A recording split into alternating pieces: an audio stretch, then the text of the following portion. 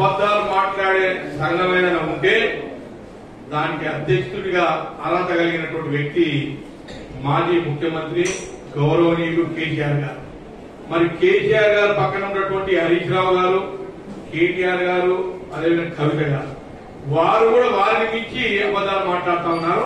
చిన్న ఎగ్జాంపుల్ చెప్తా. నేను ఒక 1 month బ్యాక్ హరీష్ రావు గారు మాట్లాడుతూ కొండారెడ్డిపల్లి విలేజ్ ఒంగూరు మండలంలో బీజేపీకి లీడ్ వచ్చింది, అక్కడ బీజేపీ ప్రజాప్రతినిధులు ఉందని మరి ఎందుకు మాట్లాడిందో ఎట్లా మాట్లాడి తెలియదు కానీ ఏమీ తెలుసుకోకుండా గుట్టిగా అబద్దాలు చెప్పారు. మొన్న అసెంబ్లీ ఎన్నికల్లో 900 చిల్లర అక్కడ లీడ్ కాంగ్రెస్ పార్టీకి ఉన్న ఓట్లే 2200 ఓట్లు. దాంట్లో 900 చిల్లర లీడు కాంగ్రెస్ పార్టీకి అసెంబ్లీలో.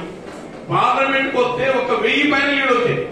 నేను అది ఎమ్మెల్యేకి ఛాలెంజ్ చేశాను, మీరు బీజేపీకి లీడ్ వస్తున్న ప్రూఫ్ చేస్తే నేను ఎమ్మెల్యేకి రాజీనామా చేస్తానని చెప్పాను.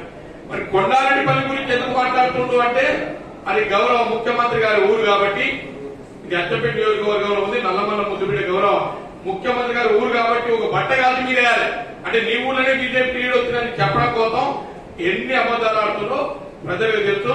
దయచేసి 10 సంవత్సరాలు పరిపాలన చేసే 10 సంవత్సరాలు అన్ని అబద్దాలు మాట్లాడారు. మీకు ప్రజలు కష్టపడి మిమ్మల్ని ప్రతిపక్షంలో కూర్చొని పెట్టారు. ఇప్పుడైనా దయచేసి నేను బీఆర్ఎస్ పార్టీ నాయకులకు, కార్యకర్తలకు గౌరవ మాజీ ముఖ్యమంత్రి గారు విజ్ఞప్తి చేస్తా ఉన్నాను.